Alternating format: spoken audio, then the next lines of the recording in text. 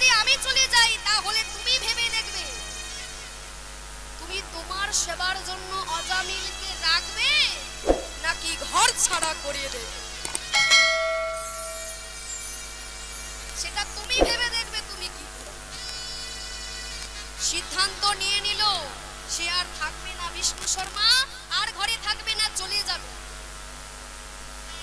একদিন হলো কি, সন্ধ্যা হয়ে গিয়েছে।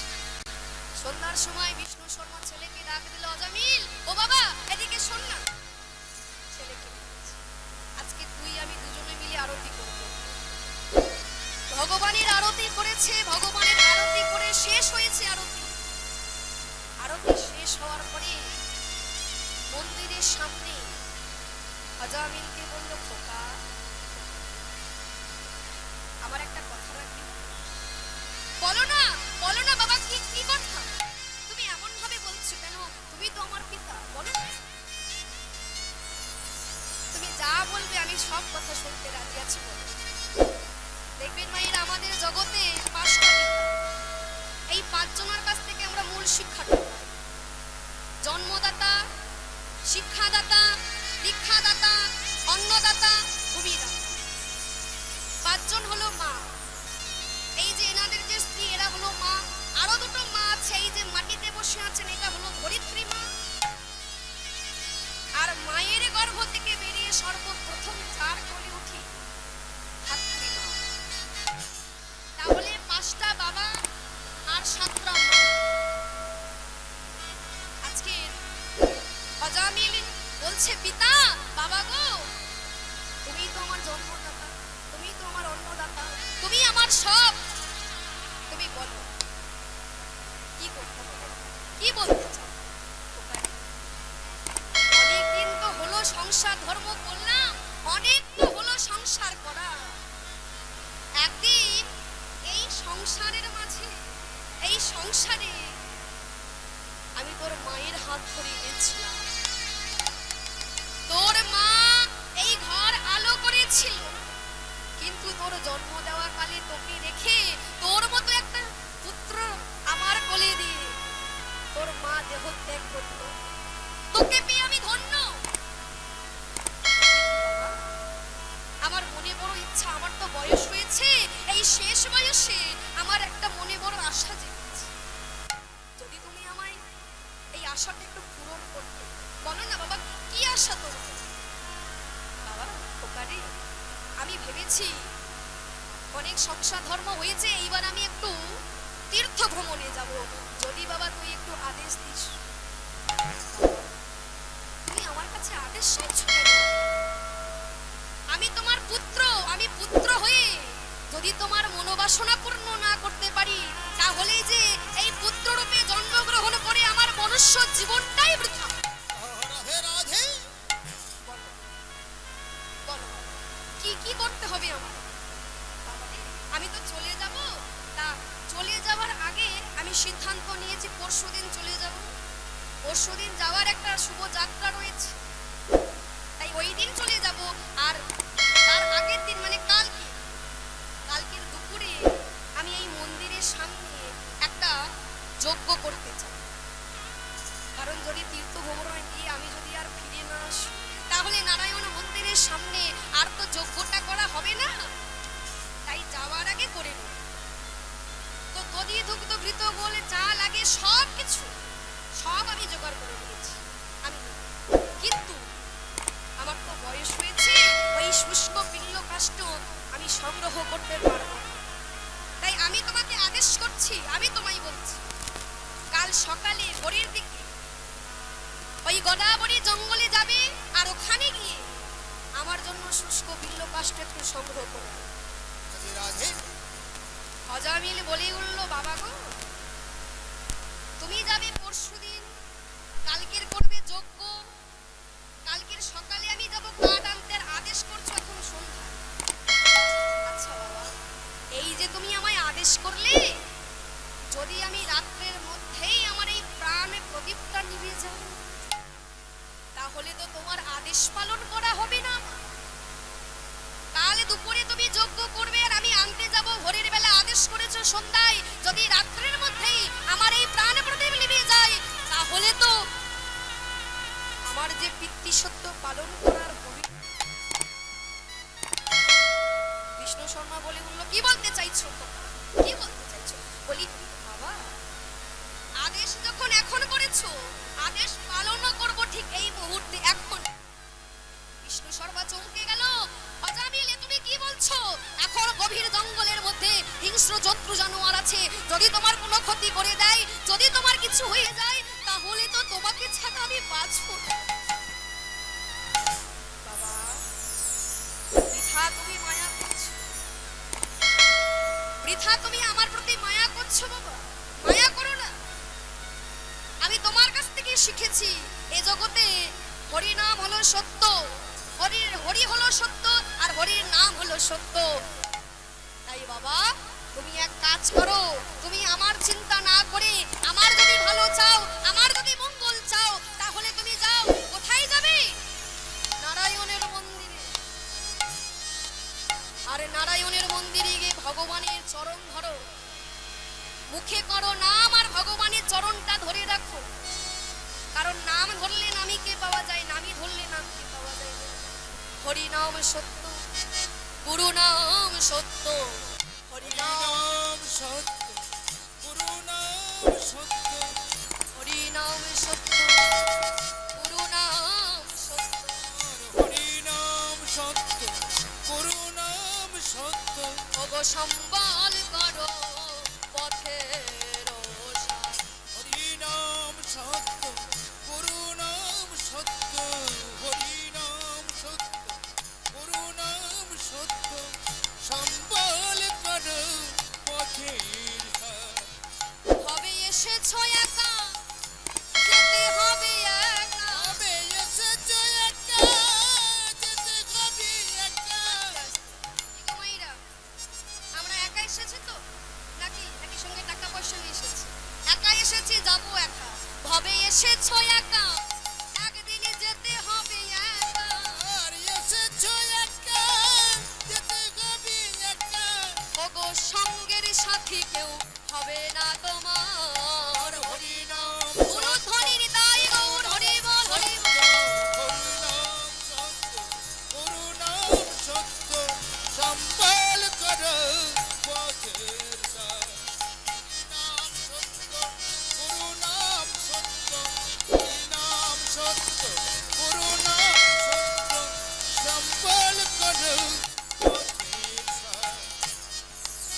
এই যে বাবা, তুমি যে আমার প্রতি মায়া করছো, মায়া করো না।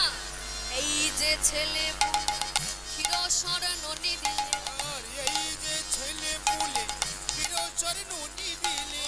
এই যে ছেলে পুলে ক্ষীরসর নদী দিলে। আর এই যে ছেলে পুলে ক্ষীরসর নদী দিলে। আস্তে আস্তে। এই যে মাইনা, আমাদের একটা ছেলে হলে কি করি গো? কত তার প্রতি মায়া থাকে, নিজের গ্রাস। ধরো বাবা কিছু একটা ভালো খাচ্ছে, বাবার যদি একটু খেতে ভালো লাগে, বাবা বলে মনে মনে ভাবে, না না এটা খুব সুন্দর খেতে লাগছে, আমি আমার ছেলেকে মুখে তুলে দেয়। এই যে ছেলে পুলে ক্ষীরসর নদী দিলে। আর এই যে ছেলে পুলে ক্ষীরসর নদী দিলে। কেন দিচ্ছে বলে? কার এ ছেলে? কার? আমার। এই যে ছেলে পুলে ক্ষীরসর নদী দিলে। এই যে ছেলে পুলে ক্ষীরসর নদী দিলে। বলেছ পুত্র আপনার। আর এই যে ছেলে পুলে ক্ষীরসর নদী দিলে। এই যে ছেলে পুলে ক্ষীরসর নদী দিলে। বলেছে পুত্র আপনার। ছেলের মুখে আপনি ক্ষীরসর ননি দিচ্ছেন, আর ছেলে কি তুলে দেবে? এই ছেলে একদিন শ্মশানে নিয়ে যাবে। আর এই ছেলে একদিন শ্মশানে নিয়ে গিয়ে। এই ছেলে একদিন শ্মশানে নিয়ে যাবে। আর এই ছেলে একদিন শ্মশানে নিয়ে যাবি। ছেলের মুখে ভালো মন্দ তুলে দিলেন, আর ছেলে কি দিল? মুখে আগুন দিয়ে সুদিবে ধার। হরি নাম সত্য, গুরু ধ্বনির দাই গৌর, হরি বল হরি বল। হরি নাম সত্য, গুরু নাম সত্য। সম্বল করো পথের সাথ। হরি নাম সত্য, গুরু নাম সত্য। আর হরি নাম সত্য, গুরু নাম সত্য, সম্বল কর পথের সাথ। বাবা, ছেলেটা বলে উঠলো, বাবা তুমি আমার চিন্তা করো না, তুমি নামকে ধরো, নামে চলে আসবে। যদি আমার ভালো চাও, যদি আমার মঙ্গল চাও, তুমি মন্দিরের মধ্যে চলে যাও, আর মন্দিরের মধ্যে গিয়ে ভগবানের নাম করো, আমার কোনো বিপদ হবে না। বিদায় নিচ্ছে বাবার কাছে, ছুটে গেল বাবার কাছে, ষষ্ঠাঙ্গে বাবাকে প্রণাম করলো। বাবা, তোমার আদেশ পালন করার জন্য আমি যাচ্ছি গোদাবরী নদীর ধারে, জঙ্গলে, তোমার জন্য শুষ্ক কাষ্ঠ আনার জন্য। তাই তোমার আদেশ যদি আমি ভালো মতো পালন করতে পারি, তার জন্য তুমি আমায় আশীর্বাদ করো।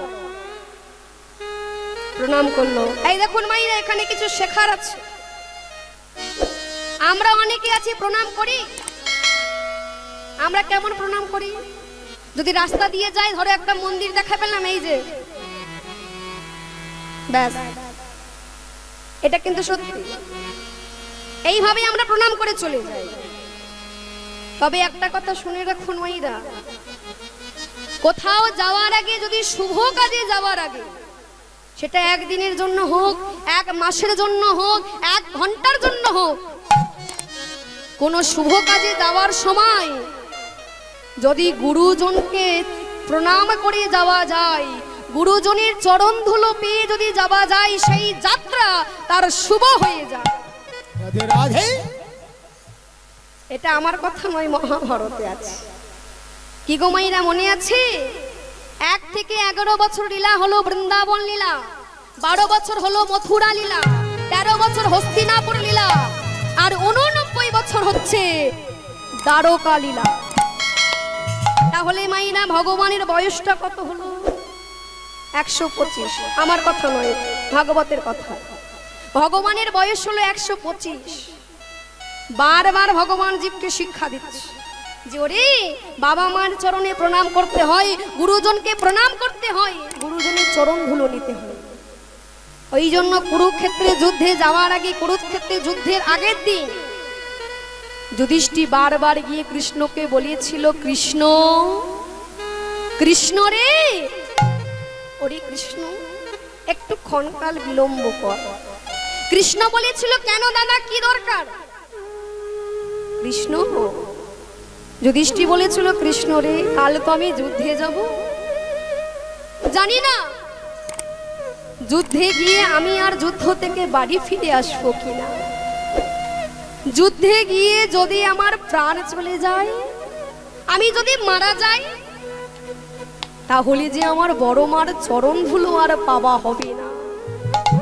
রাধে রাধে। তাই কৃষ্ণ, একটু ক্ষণকাল বিলম্ব কর, আমি একটু যাবো আর আসবো, আমি একটু বড় মাকে, বড় মা গান্ধারীকে প্রণাম করে যাবো আর চলে আসবো। রাধে রাধে। কৃষ্ণ বলে, দাদা, যে বড় মা, যে গান্ধারী তোমাদের কোনোদিন ভালো চাইনি, আজীবন কামনা করে গিয়েছে ভগবানের কাছে, কবে পঞ্চপাণ্ডবের মৃত্যু হবে, কবে পঞ্চপাণ্ডব ধ্বংস হয়ে যাবে, ক্ষতি চায়, তুমি কিনা যাবে সেই বড় মা গান্ধারীকে প্রণাম করতে? যুধিষ্ঠির বলেছিল, কৃষ্ণ রে, জানি বড় মা কোনোদিন আমাদের ভালো চাইনি, সব সময় ভগবানের কাছে প্রার্থনা করেছে কবে পঞ্চপাণ্ডব ধ্বংস হয়ে যাবে, মৃত্যু হয়ে যাবে, তবুও সে তো আমার বড় মা, আমি তাকে একটু প্রণাম করে যেতে চাই। যদি আমি যুদ্ধে গিয়ে মারা যাই, তাহলে যে বড় মাকে আর প্রণাম করা হবে না, বড় মার যে আশীর্বাদ পাওয়া হবে না।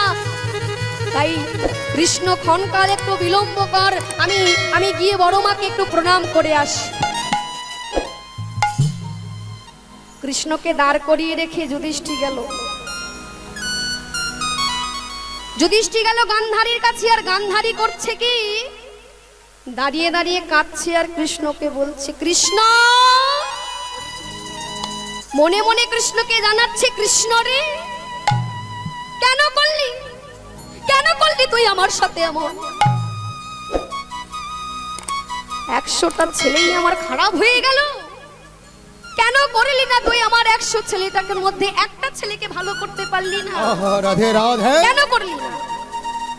আমার 99 ছেলেটা খারাপ হতো, তাতে আমার কিছু যাই আসতো না, একটা ছেলে তো ভালো হতো।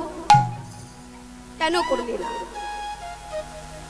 গান্ধারী কাঁদছে, কৃষ্ণের করছে, কৃষ্ণকে মনে মনে জানাচ্ছে, ভগবানকে জানাচ্ছে আর কাঁদছে। কেন করলি না? এমন সময় পিছন থেকে যুধিষ্ঠির করলো কি, ডাক দিল, বড় মা, বড় মা গো,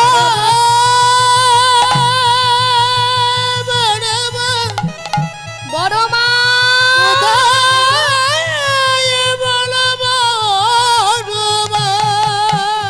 বড় মা। কে কে আমাকে এমন বড় মা করে ডাকে? চমকে উঠলেন গান্ধারী। পিছন ঘুরিয়ে তাকিয়ে দেখে যুধিষ্ঠির দাঁড়িয়ে আছে। যুধিষ্ঠির, কি চাই? কি চাই? দেখতে এসেছিস আমি তোর বড় মা কত ভালো আছি? দেখতে এসেছিস আমি কত সুখে আছি? কি চাই এখানে এসেছিস? যুধিষ্ঠির বলল, ও বড় মা, তুমি রাগ করছো কেন? রাগ করছো কেন? এমন রাগ করো না। আমি কিসের জন্য এসেছি জানো বড় মা? কাল তো আমি কুরুক্ষেত্রে যুদ্ধে যাব। যুদ্ধে যদি গিয়ে আমি আর ফিরে না আসি, তাহলে যে তোমাকে প্রণাম করা হবে না, রাধে রাধে। তোমাকে প্রণাম করে আমার আশীর্বাদ নেওয়া হবে না। তাই তো তোমার কাছে এসেছি, একটু প্রণাম করতে, তোমার কাছে আশীর্বাদ নিতে। কথাটা শুনে স্তম্ভিত হয়ে গেল গান্ধারী। হায় হায়, দেখছো, যাকে আমি শত্রুর ছেলে বলে মনে করি, সারাক্ষণ ভগবানের কাছে এদের নামে ক্ষতি চাই, আর সেই শত্রুর ছেলে আমাকে প্রণাম করতে এসেছে, আমার কাছে আশীর্বাদ নিতে এসেছে।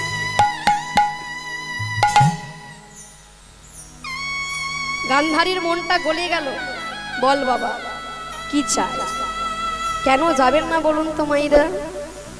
যুধিষ্ঠির সশরীরে স্বর্গে গিয়েছিল, তবে একটুখানির জন্য নরক দেখতে হয়েছিল, কিন্তু নরক যন্ত্রণা ভোগ করেনি। হস্যধামা হতবাণী ইহা আমি সত্য জানি, ইতি গজ পড়ে গেল রণে। এইটুকু কথার জন্য যুধিষ্ঠিরকে নরক দেখতে হয়েছিল, কিন্তু নরক যন্ত্রণা ভোগ করেনি। সেই যুধিষ্ঠির শত্রুর ছেলে এসেছে আর এক শত্রুর কাছে, তার কাছে প্রণাম করে তার কাছে আশীর্বাদ দিতে এসেছে। বড় মা, তুমি আমায় আশীর্বাদ করো।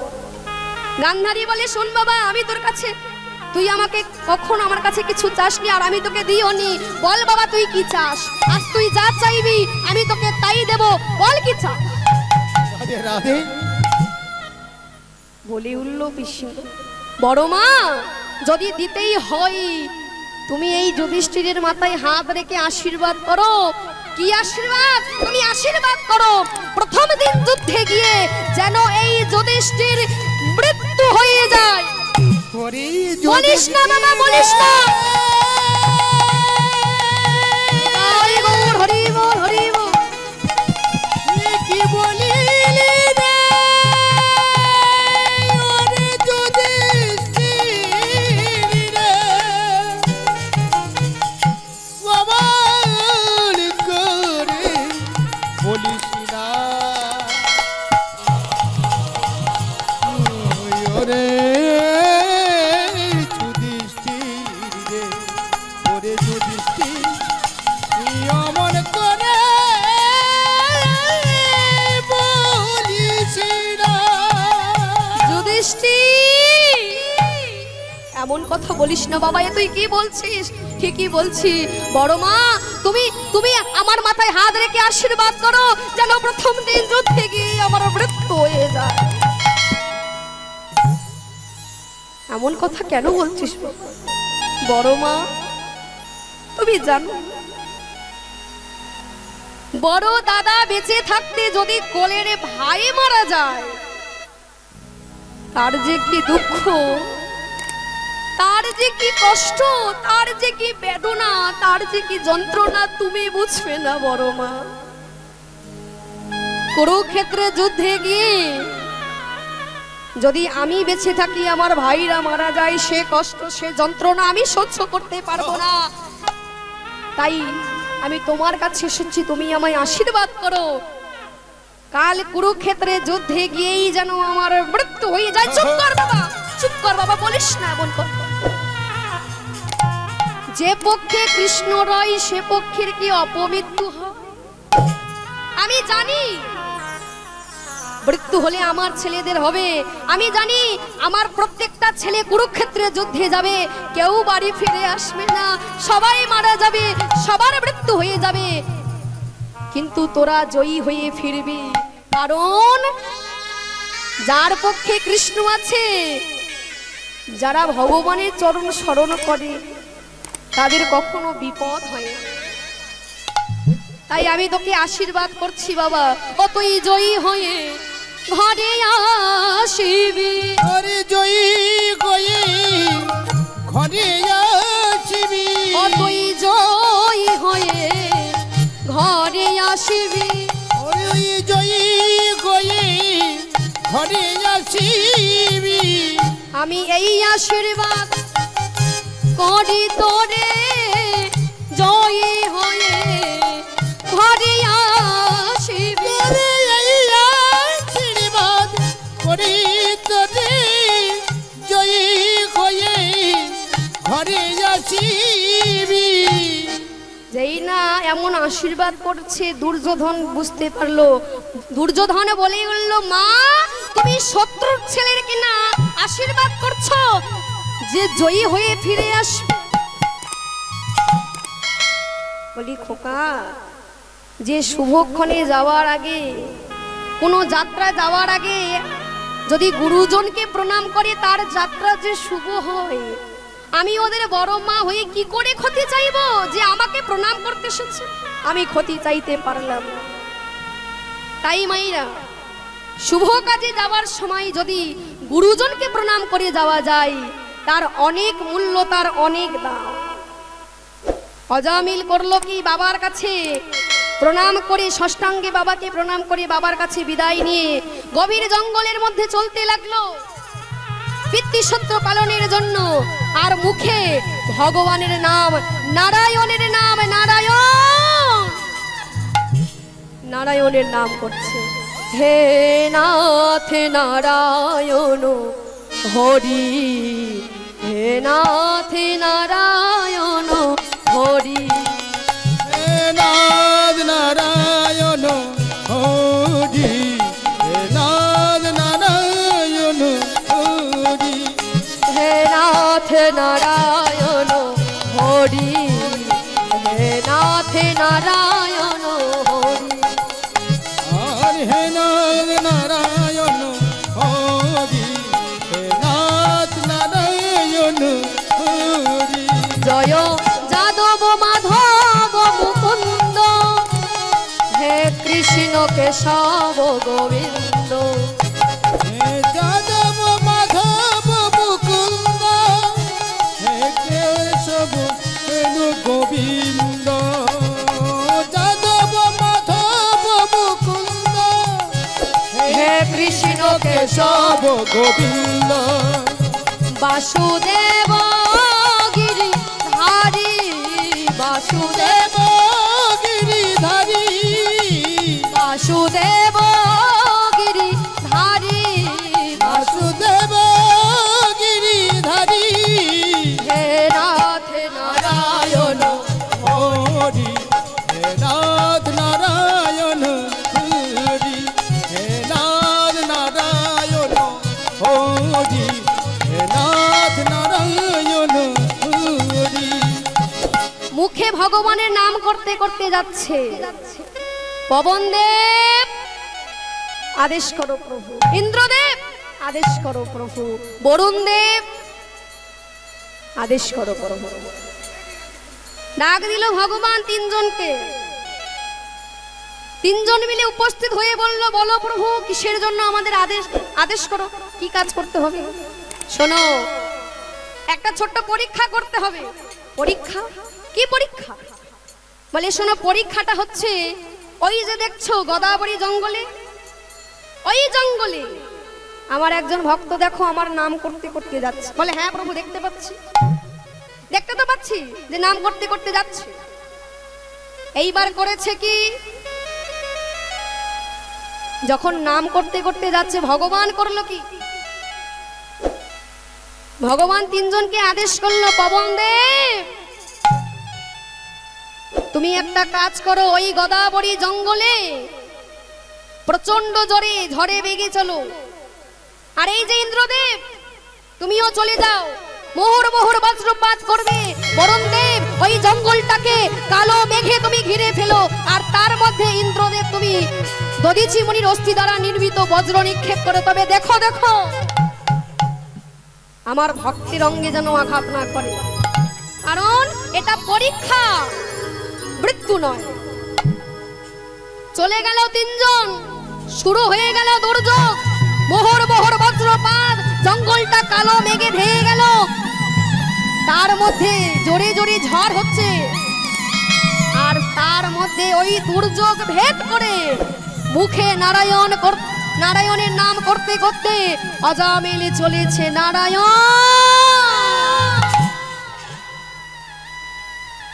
যতই তুমি পরীক্ষা করো, যতই তুমি দুর্যোগ শুরু করো,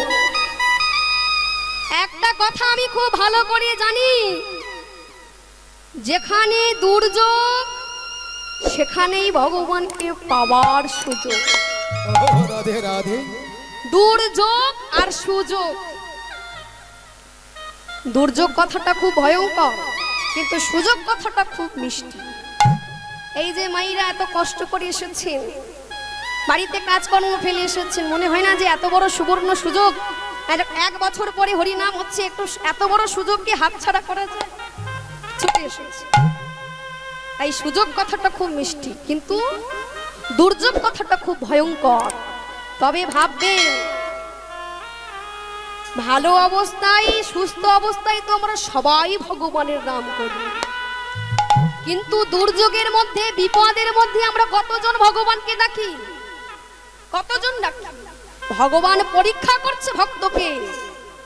আর এই দুর্যোগের মধ্যে যদি কোনো ভক্ত ভগবানের নাম না ভুলে যায়, সেটাই হলো ভগবানকে পাওয়ার একমাত্র সুযোগ। রাধে রাধে। অজামিল বলে উঠল, নারায়ণ আমি জানি তুমি আমায় পরীক্ষা করছো, আমি তো ভালো করে জানি এই দুর্যোগের মধ্যে তোমাকে পাওয়ার সুযোগ। আমি থামবো না, আমি দাঁড়িয়ে থাকবো না, আমি ভয় পাবো না। পিতৃ সত্য পালনের জন্য আমি যাবই যাব। গভীর জঙ্গলের মধ্যে গিয়ে, গভীর অরণ্যের মধ্যে গিয়ে উঁচু একটা গাছে উঠেছে, আরোহণ করেছে। এইবার যে এই শুষ্ক কাষ্ঠ পাততে যাবে, পবন দেব এমন জোরে একটা দমকা হাওয়া দিয়েছে, মাটিতে লুটিয়ে পড়লো অজামিল। আর যেখানে পড়েছে না, নিচে কাটা বিছানো রয়েছে, কাটার শয্যা। মাটিতে যেই নিম্ন যখন আমি পতিত হয়েছে অজামিল, সর্বদেহে কাঁটা বিঁধে গিয়েছে, রক্ত ঝরঝর করে পড়ছে, অসহ্য যন্ত্রণা। কাঁদতে কাঁদতে বলে, নারায়ণ আমি তো জানি নারায়ণ, যে তোমায় ভালোবাসে, যে তোমায় নিত্য নিত্য সেবা দেয়, তাকে তুমি বেশি করে তো পরীক্ষা করো, পরীক্ষা। আমার দেহে যতক্ষণ প্রাণ আছে ততক্ষণ পর্যন্ত তোমার নাম আমি ভুলবো না, ততক্ষণ পর্যন্ত তোমার নাম আমি করেই যাব।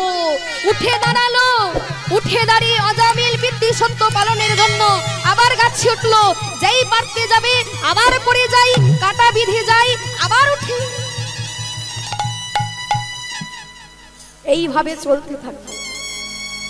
আচ্ছা মাইরা, যার শুরু আছে তার তো শেষও আছে, তাই তো? যার শুরু আছে তার শেষও আছে। বারবার যখন কাটাগুলো বিঁধে যায়, দেহ থেকে রক্ত বেরিয়ে যায়। আর মায়েরা, দেহ থেকে যদি রক্ত চলে যায় তাহলে বাবা তো শক্তিও কমে যাবে, শেষবারের মতো আর উঠতে পারবে না। মাটিতে অজ্ঞান হয়ে, অচৈতন্য হয়ে পড়ে রইল। থেমে গেল ঝড় বৃষ্টি দুর্যোগ, সব কিছু থেমে গেল। সব কিছু যখন থেমে গিয়েছে, ভোর হয়ে গেছে, সকাল হয়ে গিয়েছে, এর মধ্যে সকালে যখন হয়েছে অজামিল এবার আস্তে আস্তে চোখ খুলেছে। আবছা আবছা চোখে দেখলো যে গায়ে এত কাটা বিঁধে ছিল, সেই কাটাগুলো নেই, গায়ে কাদা লেপা ছিল, সেই কাটাগুলো নেই। কে জানো সব কিছু পরিষ্কার করে, সব কিছু পরিষ্কার করে লতা পাতার প্রলেপ দিয়ে দিয়েছে, তবে দেহে ব্যথা আছে। এর মধ্যে একটা ঘটনা ঘটেছে, এর মধ্যে একটা ঘটনা ঘটেছে, সেটা পরে বলছি। চোখ খুলে দেখে কি জঙ্গলের মধ্যে আর নেই গো, কোথায় আছে একটা পাতার কুটির, তৃণসজ্জায় শায়িত রয়েছে। চোখ খুলে আবছা আবছা চোখে দেখে ওই কুটিরের বাইরে কে যেন একজন দাঁড়িয়ে রয়েছে, তবে সে মানবী নয়, তবে আবার রাক্ষসীও নয়, কিন্তু একজন দাঁড়িয়ে আছে। কে সে? খড়গ হাতে, ললিত জিহ্বা, নরমুণ্ড তার ঝুলছে গলায়। কে? আবছা আবছা চোখে দেখে মা দাঁড়িয়ে আছে। মা, তাহলে মা এটাই কি তোর লীলা? মা যেই না ভালো করে মাকে দেখতে যাবে এমন সময় একজন এসে গেল, এসেই বলল, ওগো ঠাকুর মশাই, ও ঠাকুর মশাই। বলি ঘুম ভেঙেছে ঠাকুর মশাই? বলি জ্ঞান ফিরেছে তোমার? এখন কেমন ভালো আছো? বলি কে তুমি গো? কে? বলি শোনো, তুমি আমাকে চিনবে না, চিনবেই বা কি করে? তুমি তোমায় চেনো না, তবে আমি তোমাকে খুব ভালো করে জানি, খুব ভালো করে চিনি। সেই ছোট্ট থেকে আমি তোমাকে দেখেছি, জানো তুমি ওই গোদাবরী নদীতে তোমার বাবার সাথে স্নান করতে আসতে, আমি দূর থেকে দেখতাম, তোমাকে লক্ষ্য করতাম। তুমি হলে কুলীন ব্রাহ্মণের পুত্র। ঠাকুর, ঠাকুর তোমাকে আমি খুব ভালো করেছি। আচ্ছা আমি এখানে কি করে এলাম? ঠাকুর আমি এনেছি, আমি সকালে গিয়েছিলাম, এই যে মা কালীর মূর্তিটা দেখছো না, এই মূর্তিকে, এই মাকে আমি পুজো করি, মার পুজোর জন্য আমি জঙ্গলে ফুল তুলতে গিয়েছিলাম ভোরে। আর গিয়ে সে কি দৃশ্য! গিয়ে দেখলাম তুমি কাটার জঙ্গলের উপর শুয়ে আছো, সর্বদেহে সর্ব অঙ্গে কাটা বিঁধে আছে, কাদা লেপা, ক্ষতবিক্ষত তোমার দেহ। এই যে আমি তোমাকে দেখে ফুলের সাজিটা দূরে ছুঁড়ে ফেলে দিয়ে, আমি একজন যুবতী নারী, তোমাকে অনেক কষ্ট করে তুলে আমার এই পাতার কুটিরে আমি তোমায় নিয়ে এসেছি। আমি নিয়ে এসে তোমার দেহ থেকে একটা একটা করে কাটা তুলে পরিষ্কার করে লতা পাতার প্রলেপ দিয়ে মায়ের কাছে বলেছিলাম, মা, মারে শোন মা, আমি তোকে বলছি, আমি তোকে এত ভালোবাসি, আমি তোর নিত্য সেবা দিই। এই ব্রাহ্মণের ছেলে যেন, আমি এসে একটু পরে এসে যেন দেখি এই ব্রাহ্মণের ছেলের জ্ঞান ফিরে গিয়েছে, তার প্রাণ ফিরে এসেছে। মা আমার কথা রেখেছে। অজামিল বলে উঠল, আচ্ছা এত কথা যে তুমি বলছো, তোমার পরিচয়টা দিলে না তো? বলো না কে তুমি, বলো না কি কি তোমার পরিচয়, কে